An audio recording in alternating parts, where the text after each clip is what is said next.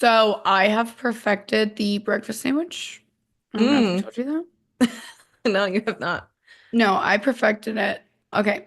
Sourdough bread, of course. Yes, Toasted. obviously. Mm-hmm. A fried egg. Mm-hmm. You can really put whatever type of egg, but I like a hard fried egg. Mm-hmm. Then I take my vegetarian sausage and I cut it in half and then I cut it in three little slim pieces because I don't want it to Okay. overpower. Right. Okay. Put all that together. Mm. Drizzle some hot honey, homemade mayo, and flaky sea salt. Mm. It's like the honey and the mayonnaise together really, really, Mm. yeah. You want to know a controversial thing about me? What? I don't really like honey very much. Oh my God, I didn't know that about I you. don't I am dislike like a it. honey fanatic. I don't dislike it. I'll eat it, no complaints, but it's not something I'm going to choose to put on my stuff, you know? And I hot honey, I'm suppose, like, it tastes weird to me. I don't know. oh, I Right. will just like, I get the honey sticks and I just carry them Oh yeah, because I they're my remember you favorite. had some of them. Yeah, I've always just loved honey so much. Wow. It's one of those foods that comes directly from the earth, and you're like, how? That is true. Like a strawberry. I'm blown away Right. every time I eat a strawberry. I'm like, you mean this came from the earth and it tastes like this? That's crazy to Can you me. imagine the first person to ever eat a strawberry? I What they thought? mind fucking blown. Like, They're like, this is the best thing I've ever had. God? Or sometimes I eat a potato and I'm like, Chef's kiss. I don't even Yeah. have to put anything Oh, on it. I'll eat it with the skin and I'm like, this is the best thing I've this is ever so good. had. Yes. It's so good. Yeah. Yeah. I think you are introducing us today. Oh, okay. Today is the day. When I was a young warthog. When I was a young warthog. Okay.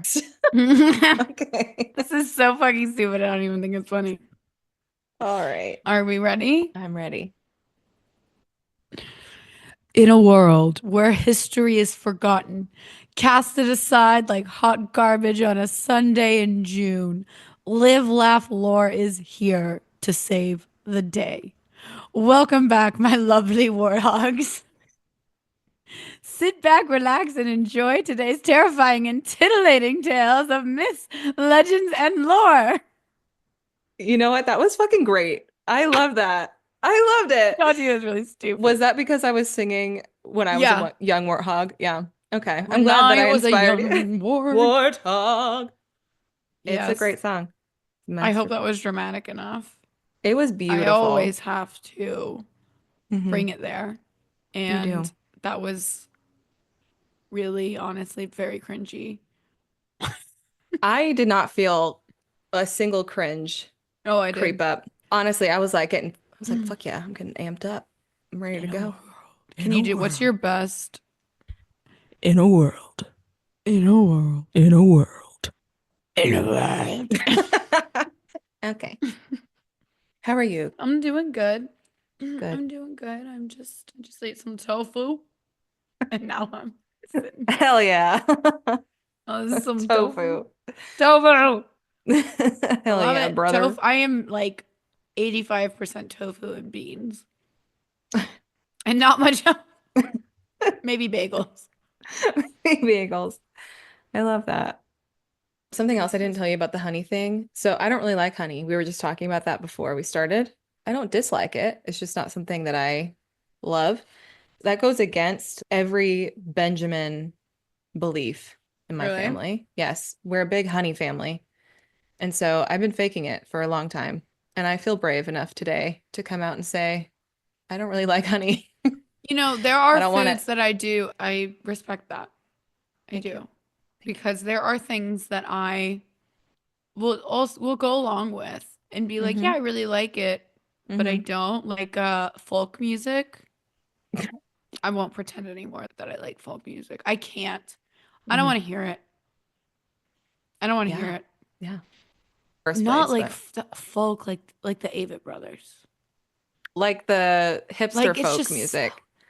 yeah. Yeah, like It's Mumford just and Sons sad and wannabes. like Yeah, yeah, yeah, yeah, yeah. I'm No, I like got you. I'm really and I need some dynamic Hmm. music. I don't know. Do you Or like like bluegrass music?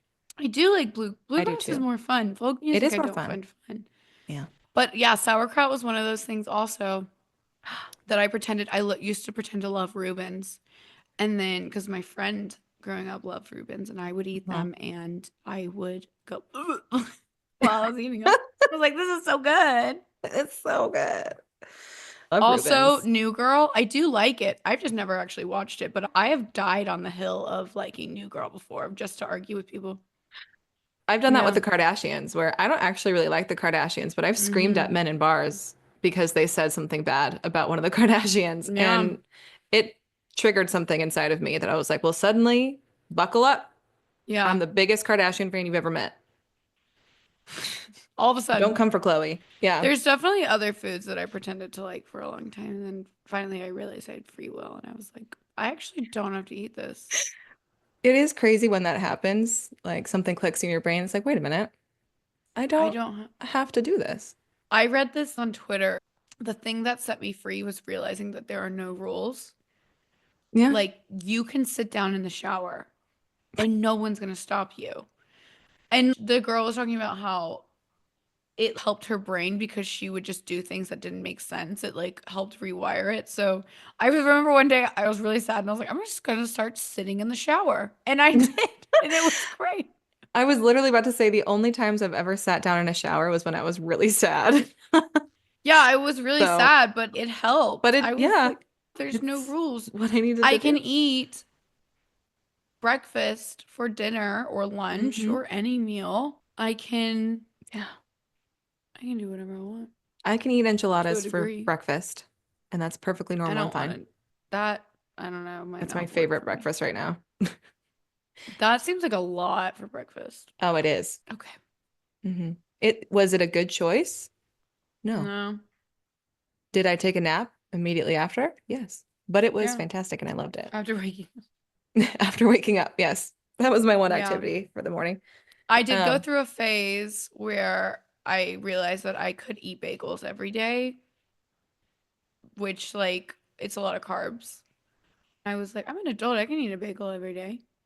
you can. And I did for 2 years. I ate a bagel every single day for breakfast. And then that turned into butter bagel and my cholesterol went up a little bit. So I stopped doing that. Yeah. Yeah. And that is that's the lesson you learn as well. The Yeah. first lesson is I can do whatever I want. And then the second lesson is There are consequences. there's maybe a reason why I shouldn't do this all the time though. Exactly. But I learned and I was like, Yeah. And that's you're what's less important. you're less squishy when you stop eating the butter bagels every day. But God, was that a fun time in my life Oh, when I just a ate. lovely time. Yep. That was like my Taco Bell phase, which was a rough time in Mhm. my life I feel when like all you're I wanted always to eating eat at was Taco Taco Bell. Bell. No, I've grown up. Now I'm in my Oh, enchilada okay. for breakfast phase, which is it better? Probably not. But it's fine. So, anyways, some exciting news that Oh, we have, the two of us collectively. yeah. I think that this should be coming out next week. They said the first Hmm. week of March. I'm so excited that we get to say this. Our friends over at Macabre, a dark history podcast, invited us to do a crossover episode. And Woohoo! yay! And so we will be featured on their podcast next week, the first week of March. Listen to they've got some Yay! really cool stories. Very cool. And they're so much fun They're so and fun. very professional. We learned a lot from them. It So was much. it was great. So No, very, they very were thankful. like so sweet. So sweet. And definitely you will be seeing more of them on our podcast as well in the Hmm. future. We will be planning a crossover on our end. So Yeah. very excited.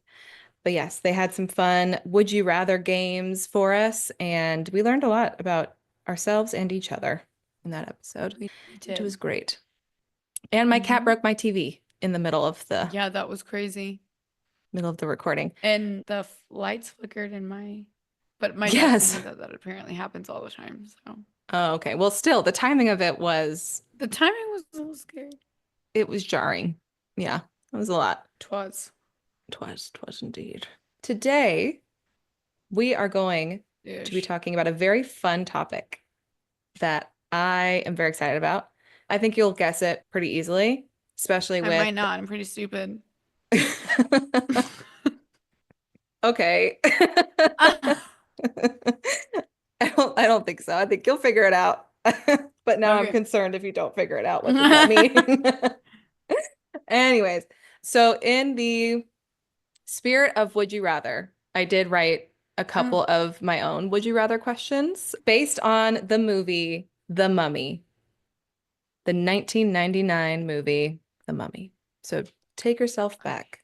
Great. I've Yes. literally never seen it. You've never seen it? Oh, No. sorry. Okay. They're pretty high level questions, so you should be fine. But are you serious? You've never seen that movie? Mm-mm. It's one of my favorite movies, and it's No, I know. so good. And also another movie that was quite the sexual awakening for me because What every was it, single Brant? character, What's that guy's name? Brandon Fraser. He was Tarzan. No, Georgia the Jungle. Yeah, yeah, yeah. Georgia the Jungle. Um, Love that movie. But no, never seen yeah, that no, one. every single character in that movie was smoking hot. So, Shmokin. smoking. Okay, so first question for you. Jim. Would you rather face a swarm of flesh-eating scarabs or be Mm. cursed with eternal life like Imhotep? She was the evil mummy in the movie. What was the first one? Face a swarm of flesh-eating scarabs. The second one, probably. Okay. Because what the hell? Why would I want to be eaten alive by scarabs? No. Well, apparently it's a very slow process, although for theatrical effect, they did Worse. speed it up quite a bit. So, yeah. Worse. Yeah, I'd rather live forever. Why Okay. not? Honestly, same. Probably be really bored. Yeah. We'd have so many episodes to this podcast. We just keep going I on and on and on and on and on. don't know what I would do with myself. I don't know either. Am I like old forever or am I 29 forever? I think you'd be 29 forever. Like how old you are right now. I'm so tired of being 29. That sounds like a Taylor Swift song. I am, Tired of yeah. 29. Okay, next one. Okay, I'm ready. Would you rather explore an ancient Egyptian tomb filled with booby traps or decipher a mysterious ancient scroll that could unleash a powerful curse? I would like to do the first one. I'd Me be too. really good at dodging booby traps. I think Booby. I would die immediately, but I really don't want to be the reason why a curse is unleashed on the world. So, Yeah, oh, no, a curse sounds terrible. One time I went to the psychic and she started to do this candle thing for me and then didn't ask me if it was okay. And I was like, how much is this? She's like $90. And I was like, you need to no. stop. And then she was like really trying to pressure me into it and I got scared. She cursed me.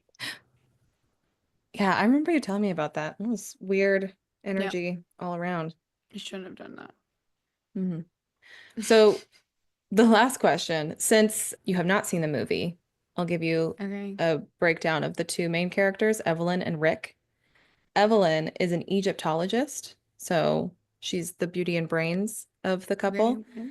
And Rick is a brawny treasure hunter. Brownie. Brawny muscles. So, would you rather have the knowledge and skills of an Egyptologist like Evelyn or the combat abilities of a treasure hunter like Rick? Probably the knowledge because I don't want to fight anyone. Same. Yeah, same. And I, Not I my am jam. delusional to think that I've said this many times. I'm very delusional in that I think that I could probably fight anything if I'm angry enough. So You're strong. I already have the combat abilities. I'm You have a fine. heavy hand. Thank you. I do. Like One girl called freakishly. me scary once, and I Yeah, have held that like a badge of honor I'm not afraid of ever you, since.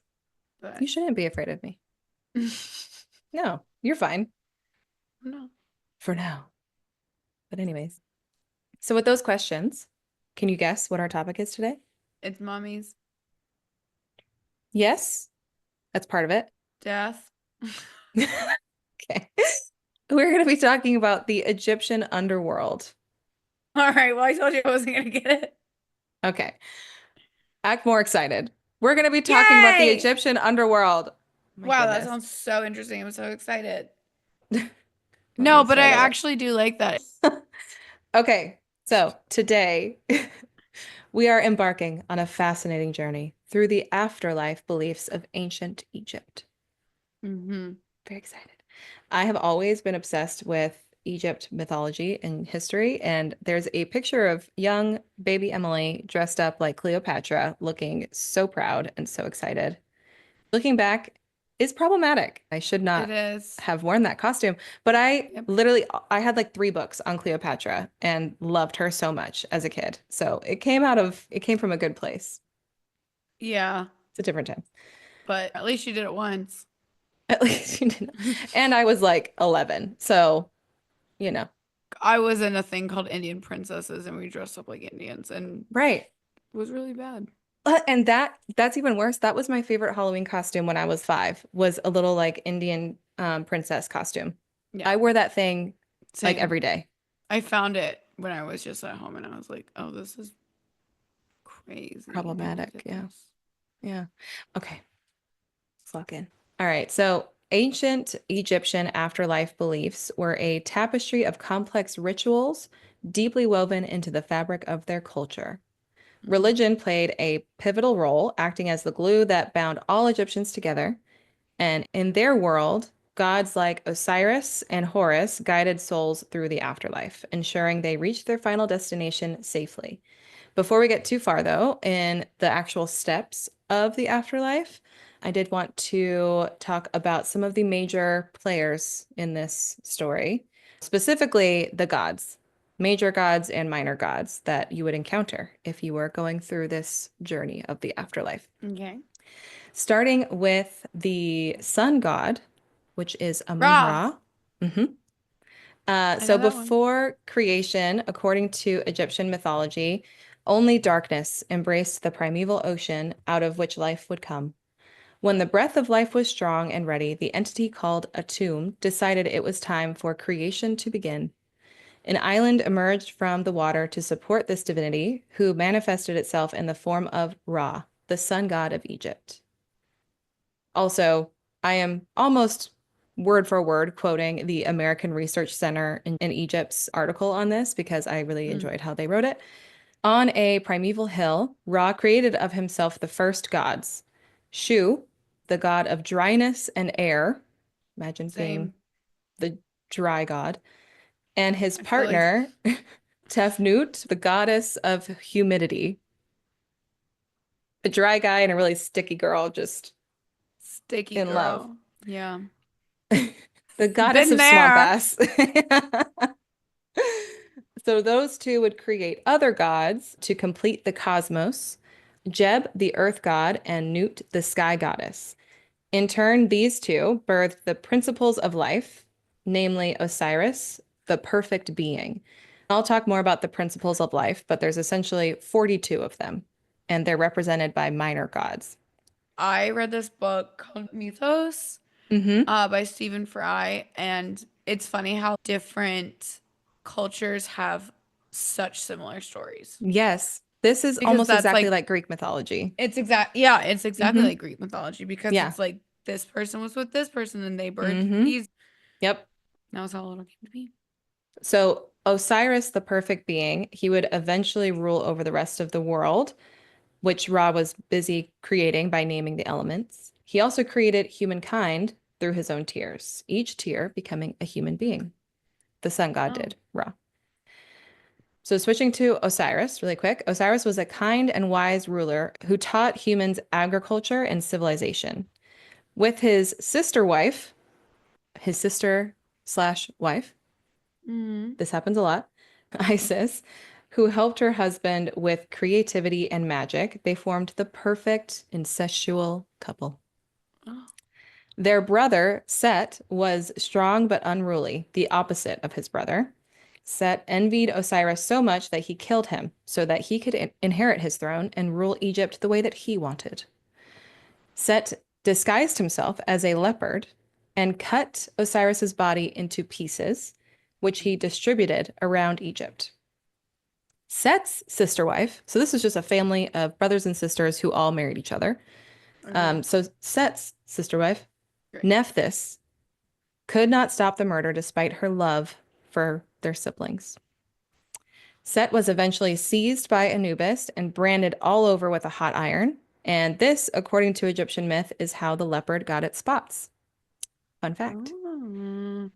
Anubis then flayed Set and wore his bloody skin as a warning to those who would disturb the dead. It was Anubis who then decreed that priests should forever after wear leopard skins to honor his triumph over Set.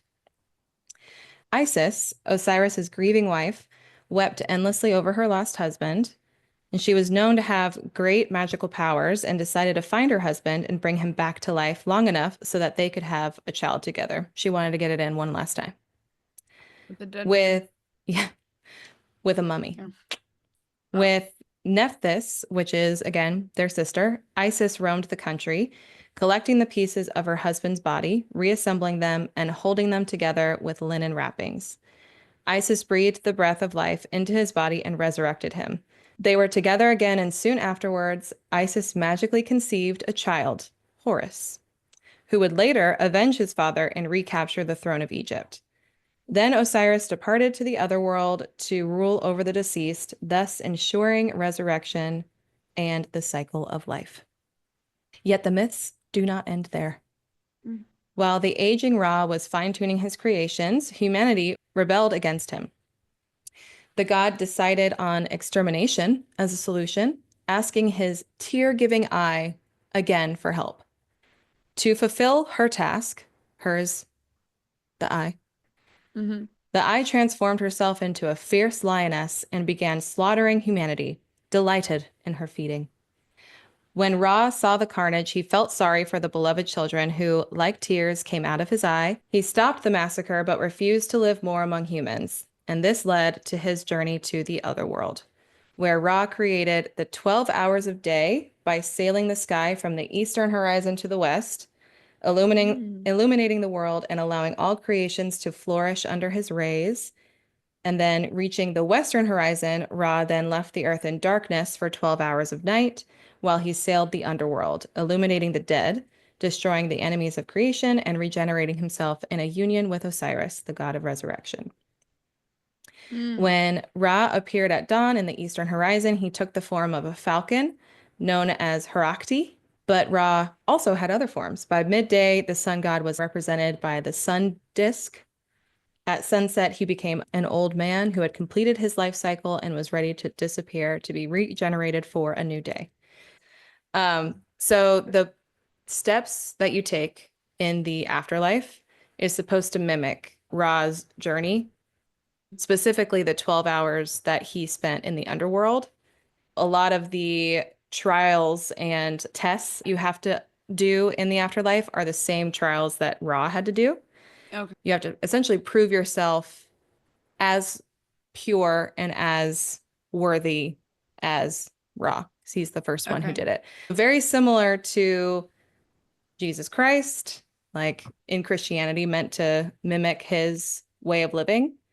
Very similar Mm. to that, but in the afterlife specifically. I was just curious why did he die? So when he decided to die because Oh, he okay. did not want to live among the humans anymore. They rebelled against him. He decided to kill all of them, and then he felt bad Mm-hmm. about it. So he was like, let me go and die Got it. because Okay. I deserve this. So he did the whole afterlife process and paved the way for humanity to also Mm-hmm. get to the final resting place that is equal to a god's experience, if Gotcha. that makes sense. Yes. Okay. So, with the evolution of written text, these religious ideals were meticulously recorded and spread throughout the community.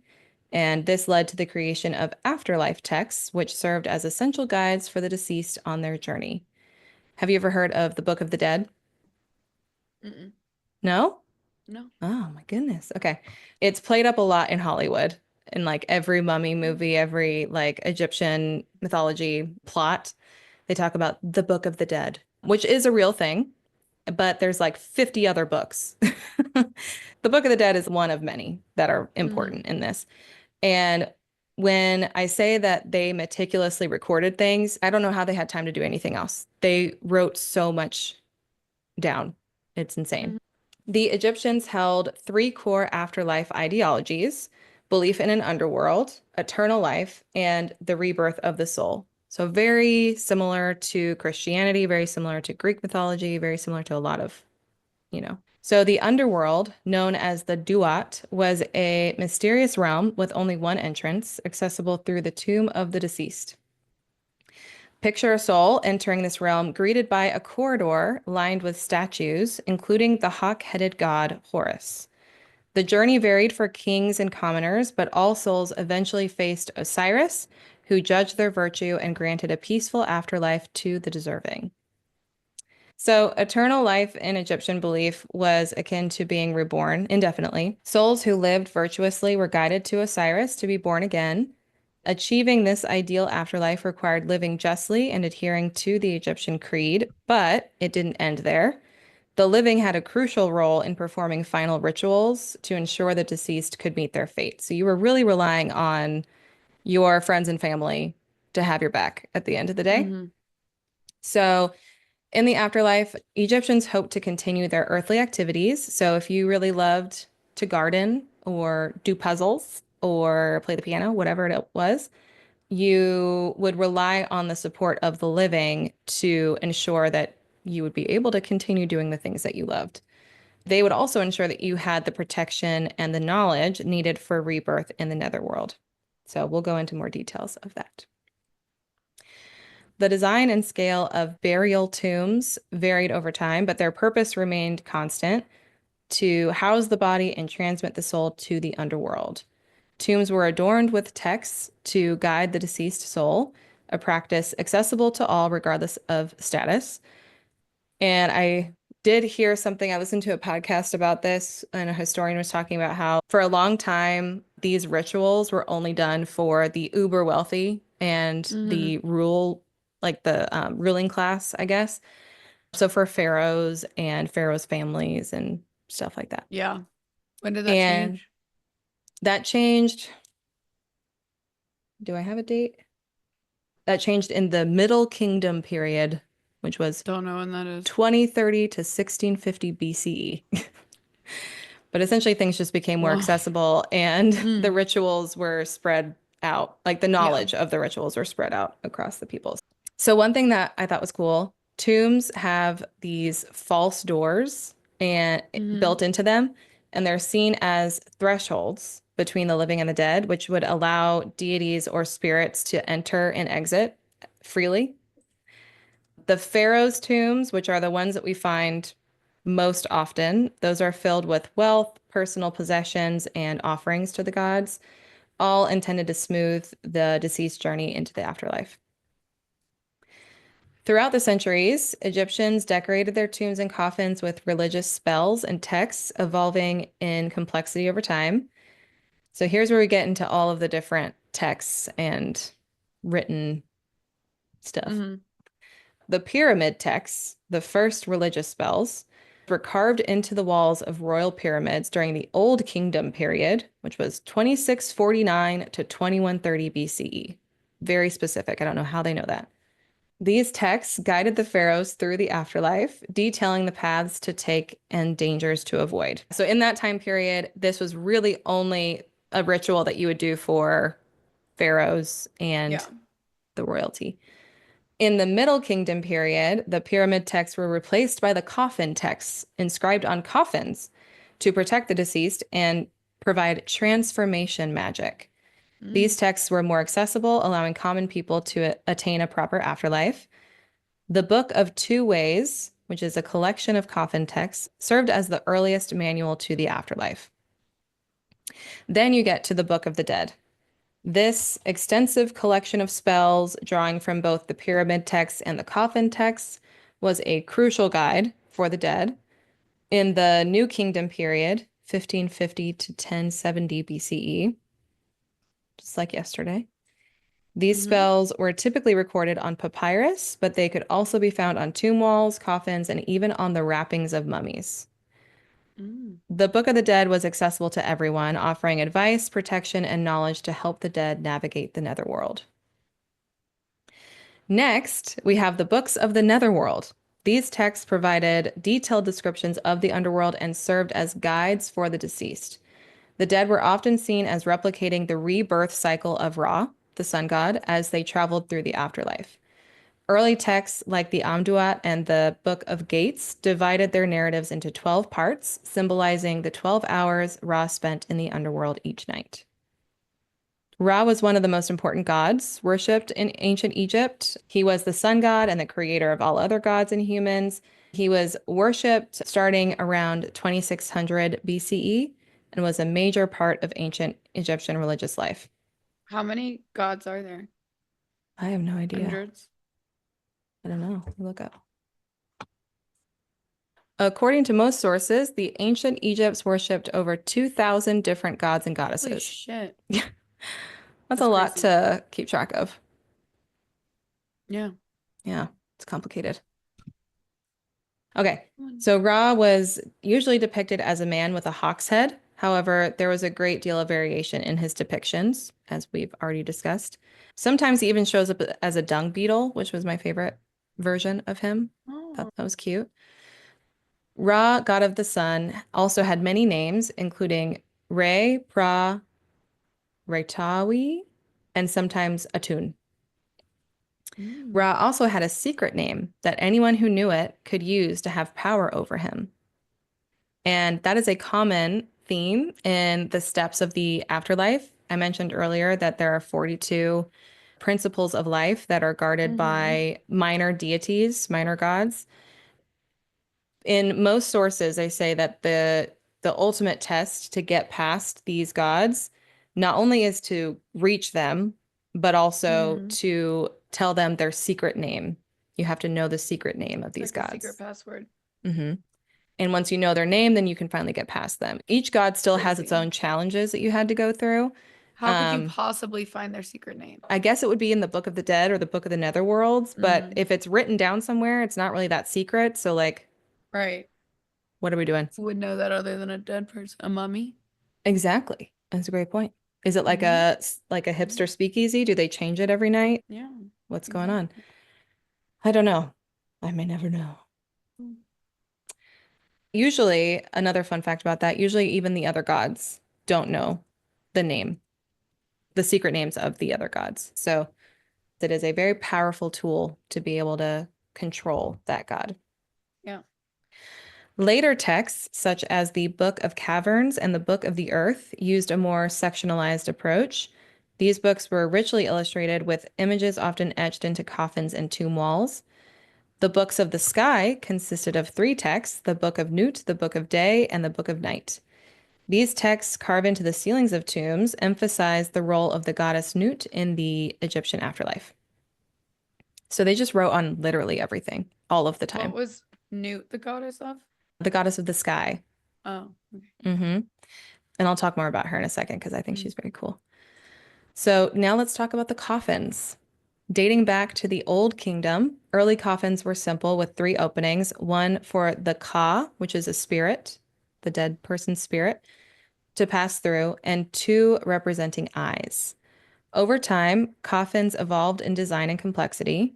By the New Kingdom, coffins were more widely available and often depicted the deceased in white clothes, symbolizing the soul's purity after judgment in the Hall of Ma'at, who was an ancient Egyptian goddess. She ultimately upheld the 42 principles of life. So she was kind of like one of the final bosses that you had to get to. So they had coffins, not sarcophagus? They're the same thing. Sarcophagi Oh, and coffins, same thing. okay. Yeah. So by the time you reach Ma'at, who's kind of like the mother of these principles of life, that is the final judgment stage. And we'll Mm. talk more about that. But have you ever heard of keeping one's heart as light as a feather No, or the I measuring of don't a know how to heart? do that. Mm-mm. It's said that one of the final stages of the afterlife is measuring the heart of the dead to see if it outweighs the feather of truth. And I that think your essentially tells them, heart is heavier than a feather. I would think mine is too. Mine's Full a of, pretty dense. yeah. Yeah, full of bagels. Um, I hope not in and my heart. yeah, so it essentially will tell you if you've lived a truthful life, a Mm. virtuous life. Those 42 principles, like I said before, represented by gods and goddesses, and those were the first obstacles that you had to encounter. The mummification process was central to Egyptian beliefs about the afterlife. Oh my Initially, gosh, I know Egyptians, this. you what? I know this. You do. Okay, that's great. They stuck a needle up their nose They and blew it out. did. Initially, Egyptians believed that their physical bodies or the Khat would reawaken after completing their journey through the underworld. But as they realized that bodies decayed, they began to see the remains as vessels for the spirit. And eventually, the body was dismembered and wrapped in bandages to protect it if the soul decided to return. A heart scarab, which was an amulet placed on the heart, ensured that the heart remained silent during judgment in the underworld, preventing it from bearing false witness against the deceased. So I guess that means like preventing your heart from telling all of your dirty little secrets Mm, to the gods, guess I so. guess. So, but before a body can be placed in the tomb, they go through a very intricate embalming process, which does include the removal of the brain, the removal of multiple different organs. And they put them in the And little jars, right? so, yes, the Egyptians stored the mummy's internal organs in four canopic jars. Yes. And there's one jar for each of the sons of Horus who would protect the organs into the afterlife. Um, in the movie The Mummy, fun fact, there were five jars, which was wrong. In one of the Why? jars, in the movie, in one of the jars, they had the heart in it. But as a general rule, the heart was never removed from the body because of how important the heart was for the Mm. afterlife process. They wanted it to be part of the vessel, your your body. So yeah, fun fact. It's all coming back to me. Yeah. So before a body can be placed in the tomb, the opening of the mouth ceremony must be performed. This is to allow the spirits, the Ka and the Ba, back into the body. So as part of the embalming process, the spirits are thought to leave the body temporarily. Now you're opening the mouth and bringing the spirits back in. What are the ka and the ba? So the Ka brings life back to the body so that in the afterlife you can move, talk, see, hear, and do all the things that you once did. Mm. So it's more of a physical representation of your spirit. And then the Ba is your character, essentially your personality. So Mm. going back to when I was talking about hobbies, things that you enjoy doing, it's essentially what makes you you. If you didn't have that part along with the physical, then you wouldn't really be yourself in the afterlife, is what they thought. Mm. So when the ceremony is performed, it's literally just opening the mouth. That's all it was. The body can then be placed in the tomb inside a sarcophagus or a coffin, and two masks are placed over the face. A green mask is a symbol for the green grass of rebirth and the new life of the field of reeds, which we'll talk about, and a death mask in the dead's own image, symbolizing the life that they held in the mortal world, which I thought was cool. Mm. And we've found some of those death masks Oh. before. I've seen some in museums. It's very cool. Mm. So finally, let's discuss funeral offerings. Oh. Super fun. Egyptians considered the tomb a home for the dead, so it was customary to leave offerings near the body inside of this tomb. They believed the spirit or the Ka lived on after death and could detach from the body. Offerings included clothing, valuable ornaments, and most importantly, food, as the Ka could still starve even after separation from the body, they thought. So ancient Egyptians believed that the passage to the afterlife involved a series of stages. The first phase was the vehicle of transportation, which would guide their souls to immortality. This is where that river part comes into play. Mm-hmm. So the route taken depended on one's social status, with the most influential factor being their position among their leaders. The So hell? boat passages to the underworld were reserved for pharaohs only. Mm. The sun god Ra was believed to travel to the underworld by boat as the sun set. And so, to mimic Ra's journey, Egyptians constructed model boats to bury alongside their pharaohs. A notable example is the Khufu ship. discovered next to the Pyramid of Khufu. This practice demonstrated the Egyptians' devotion to their leaders and their commitment to ensuring their pharaoh's safe passage to eternity. Communities often came together to support these efforts, highlighting the importance of collective responsibility in achieving immortality. You cannot do it alone.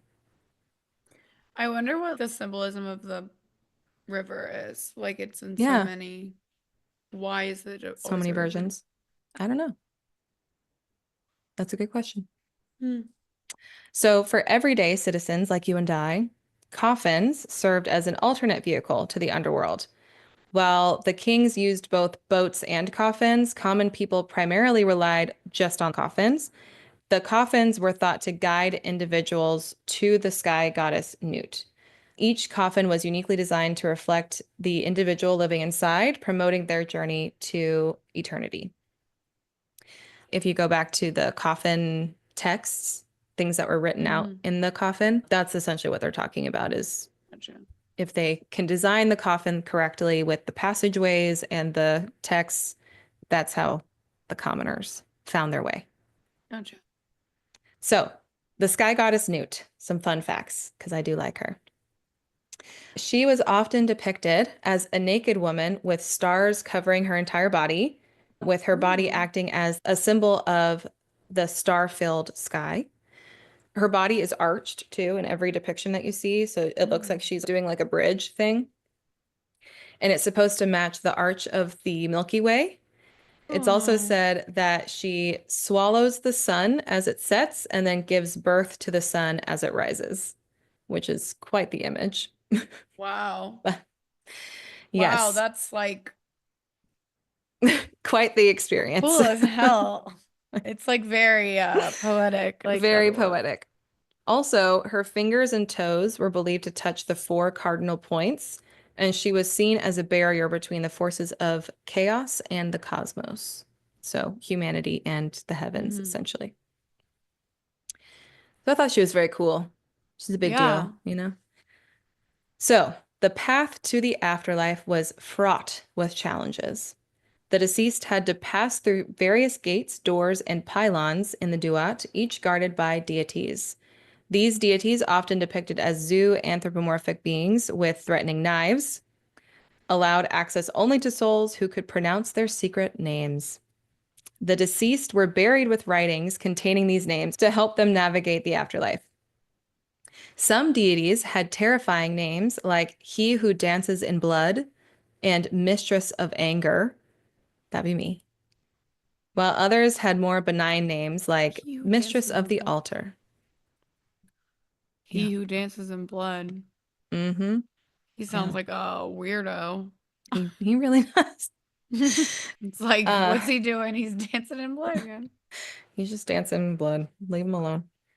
Wepwawet, who is often depicted as a white or grayish-haired wolf or jackal, not to be confused with Anubis, was seen Mm. as the opener of ways through the Duat for the spirits of the dead. So he was kind of like the guide through all of the minor deities. One of the most treacherous challenges was passing through the Lake of Fire. Mm. Fiery rivers and lakes in the underworld are mentioned in texts like the Coffin texts and in the Book of the Dead. These lakes, surrounded by flaming baboons, which can Are they you on imagine? fire or They are on they fire. Yes. are they Which is my okay? nightmare. No, they're not okay. Mwah. Ugh. So, okay, anyways, yeah, I read that and I was like, this is fucking, I'm done. Nope, I wouldn't make it past that. So, but these lakes were part of Ra's original journey through the Duat. Chapter 126 of the Book of the Dead addresses the four baboons who sit in the prow of the Bark of Re, which was his Oh. boat. The lake posed a dual threat. It could refresh and protect the deceased if they knew the correct recitation, or destroy them if they did not. Human figures representing enemies of the king or gods were depicted within these lakes, ensuring their permanent destruction. Mm. This allowed the deceased to avoid a similar fate and triumph over chaos like Ra. The god Amhe, whose name means devourer of millions or eater of eternity, is a hunting dog-headed god from the underworld who lived in a lake of fire. And so, if it wasn't clear by his names there, if you did not recite the correct phrase or whatever it was, the password, Mm-hmm. while you're in this lake, even if you got past those baboons, he's going to eat you up. So, Kind of like the black dog from hell. honestly, yeah, hunting dog-headed god. Yeah. All right, so not all who died were granted passage to the underworld. The living had the power to prevent unworthy individuals from achieving eternity, with decapitation being a feared method of denying a second life. So, Oh. this is where it goes back to you cannot do this alone. Even if you know all of the names and you know every single step of the underworld, and you know you can get past all the puzzles and all the stuff. If people hated you above ground, they could ensure that you wouldn't even make it past the coffin stage. You were done. Mm. If you were not properly embalmed, if you were burned, if you were not properly buried, if you were decapitated, or if your body was desecrated in any way, you would not make it into the second life. Dang, that sucks. Hmm. Like you don't have control. No. And ultimately, I mean, you got to make sure that people like you in your mortal life. I suppose. Yeah. So it was common that criminals would be like burned at the stake, essentially. I don't know if there was a That's stake involved, sad. but something along those lines, essentially denying them an afterlife. All right. So the judgment of the dead was a crucial part of the journey. In the Hall of Mot, the deceased purity was assessed to determine their worthiness to enter the kingdom of Osiris. The deceased had to address each of the 42 assessors of Mot by name and recite the sins that they did not commit. For each of the gods, they had to recite how they are pure. Mm. This process demonstrated their knowledge of the judges' names and their purity, which I just said. Anubis then weighed their heart against the feather of Mot, or the feather of truth. If the heart balanced with the feather, Thoth recorded the result, and the deceased was admitted to the Sekhat Aru by Osiris. If the heart was heavier, it was devoured by the goddess Amet, the devourer, who is part hippo, part lion, and part crocodile, permanently destroying the soul. Or what? Hippo, lion, and crocodile. That is a Quite the terrifying combo. combination. Yeah. Like, Um, okay. yeah. Imagine going through all of this bullshit only to find out that your heart's heavier than a feather. And so you just end up getting eaten by this Well, I hippo, will lion, tell you crocodile. that it is. I will tell you right now. I know. Yeah. I've been eating Anatomically. too much McDonald's. There's some plaque I've in my This would been not work in having too much America. butter. My arteries, My arteries, they're my too heavy. call the I ambulance. got a I got fatty heart. All right, so actually terrible. this journey concludes in the ultimate paradise, Seket Aru, known as the Field of Reeds. It has many names, but the most popular one was the Field of Reeds, which is the ultimate paradise for reborn souls.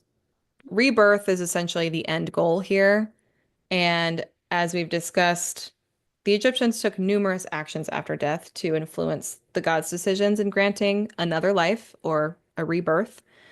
After judgment, entities were thought to return to the mother goddess's womb, where their soul met its restored body, which is why the embalming process was so important, because it was believed that the soul eventually comes back to that body. So if you don't embalm it and take care of it and make sure it doesn't decay, the soul has nowhere to go. Mhm. So a lot of steps where this could go horribly wrong, stressing me out. The Book of the Dead describes this process with lines like, I unite your limbs, I hold your discharges together, I surround your flesh. My I discharges? don't know. Like, you can leave my discharges out of this, Leave please. them out of this. I don't want to I be hate that word. revisited with those. Okay. This belief mirrored the birth of the sun god Ra, who entered the goddess's womb each night and was reborn with the rising sun. Ultimately, the immortality desired by ancient Egyptians was reflected in endless lives granted through worthy deeds in their current life. So, going back to the field of reeds, this concept evolved over time, but ultimately it's visualized as a lush region filled with waterfalls and natural wonders. A lot of the old Egyptian images, like the Papyrus of Nebseni, depicted the land as divided into sections resembling islands where you can travel to and from by boat. Hmm. Those granted access to this field of reeds included gods and righteous souls. The fertility of the land provided two major rewards: access to the Nile, which was very important, and the ability to farm foods. The deceased enjoyed the same delicacies as the gods, promoting the belief that immortality brought godlike attributes to all of the dead who make it through the afterlife. Additionally, residing in Sikat Aru allowed the deceased to communicate with one another, the gods, and those they had previously lost. So they have free reign to venture outside of the spiritual world. Those are all of the steps in the Egyptian afterlife. Wow. It's I very would complicated. it's very complicated. I would imagine So many steps. that not a lot of people would make it through. I couldn't. I would not. Also, the whole time that I was writing this, I just kept thinking to myself, how is this not a video game? There's 42 different steps where I have Oh to my like solve a gosh, that would puzzle be and such get a good past. little cozy game. It would. And Like like Spirit Fair. exactly, like each stage where you have to defeat a minor god Hmm. and then at the end, and it could be too where you have to make decisions that determine whether or not your heart is heavier than a feather. Yeah, and you can put clues together, Mm-hmm. like to figure out what the secret names are. Oh my God. All right, Should we no make a one video steal game? this game. I don't know how to make a game, but someone, Yeah, if listen, if you help us make this, I will give you serious coin. A bag full of coin. I will give you many pennies if you They don't make them choose to help anymore, with that. but I Oh got yeah, a I lot know. of them. Well, no, but seriously though, if anyone knows how to make video games, please hit us And up if because you that steal it, I will hunt you down. we'll find out. We'll know. We are very active in the cozy video game sphere. I read this Okay. book one time called Big Magic, and it talked about creativity. And Mm, it said like ideas are like carbon or like atoms, like they never go away, but they can be exchanged from person to person. So if that idea comes to you mm-hmm. and you don't act on it, what do you expect the idea to just die? No, it's just going to go to someone No, else. someone's gonna do it. And the writer was saying that she had this idea for this book and then it never worked out. And then Mm-hmm. someone else came out with the book like a year or two later. And she was like, I wasn't angry because it just didn't work for me, but it was the same exact book that I had. Mm, So I interesting. don't know. We got to act on this video game. I think both of us are in the wrong fields Shit. to have these kinds of ideas. I We need know. help. Please help us. But no, that's a video game I would play in a It'd be so heartbeat. fun. Especially if it was done in like an animation style that was like cute little anime, like kind of Yeah. like the Cult of the Lamb style. Hmm. That'd be Yeah. cool. That'd be really cool. Okay. Anyways, okay, we need to stop talking about I it have so an people idea. don't steal every I single mean, you thing. can like go and pitch ideas to video game That's makers, you know? true. I'm gonna figure out who made Cult of the Lamb. I'm gonna send them a quick email. Anyways, um, Wow. Well, so wow. That was a lot. it was a lot, and also I skimmed the surface. So Yeah. the quantity of information that someone was expected to know before dying, that alone seems wildly unrealistic. Like, did they have practice exams before dying? How did they make sure that everybody knew this I mean, stuff, I you guess know? you devote your life to it as any other I religion. mean, yeah, how could you sin? You're too busy reading all of these fucking texts. I don't know. You don't have time to do anything. Yeah. Yeah, too many. Well, there's too many. Yeah, there's a lot. So I would not have made it. I probably would have, at the very most, would have made it to the baboons. And then I would have been like, fuck this, guys. I'm not, I'm out. I'm done. I think I would have made it past the puppet. Yeah. Just curl up into a ball Curl up into a ball and screech. and scream. Yeah. Yeah. Yeah. Um, So, anyways. that was my favorite part of that when I was little. I remember learning about this in school and what's the canopic jars. Mm, I thought that was so freaking cool that they yeah. pulled your brain through your nose Mm-hmm.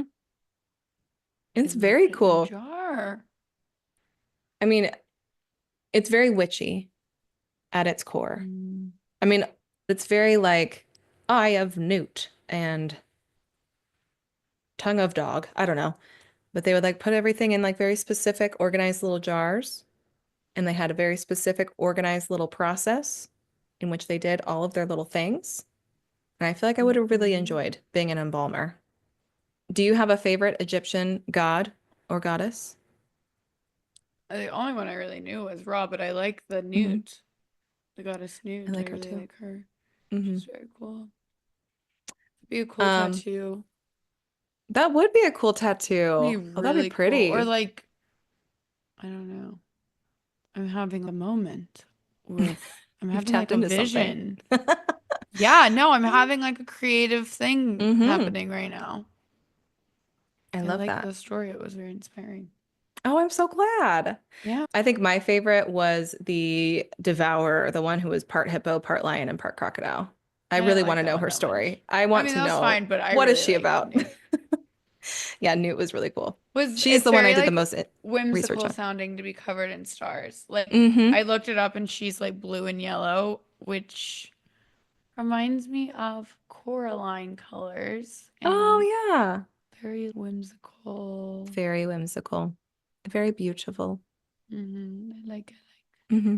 She's a girly pop for sure. I like it. Well, anyways, yeah, I need to go eat Well, something okay, and sounds good. maybe more enchiladas. Ooh, yeah, it's Ooh, maybe Eddie bye. it's bedtime. Okay, I will talk to you another day, another night, another moon. Bye. Bye. Thank you so much for listening to today's episode. If you like what you heard, don't forget to show us some love and like, rate, and subscribe to our podcast on whichever platform you choose. You can also find us on Instagram at live laugh lore _pod, on TikTok at live laugh lore podcast, and on our YouTube channel, Live Laugh Lore. And if you have any questions, comments, or just want to say hi, feel free to email us at podcast.livelaughLore@gmail.com. We love hearing from our listeners. Thanks for tuning in, and we'll catch you in the next episode. Bye. Bye.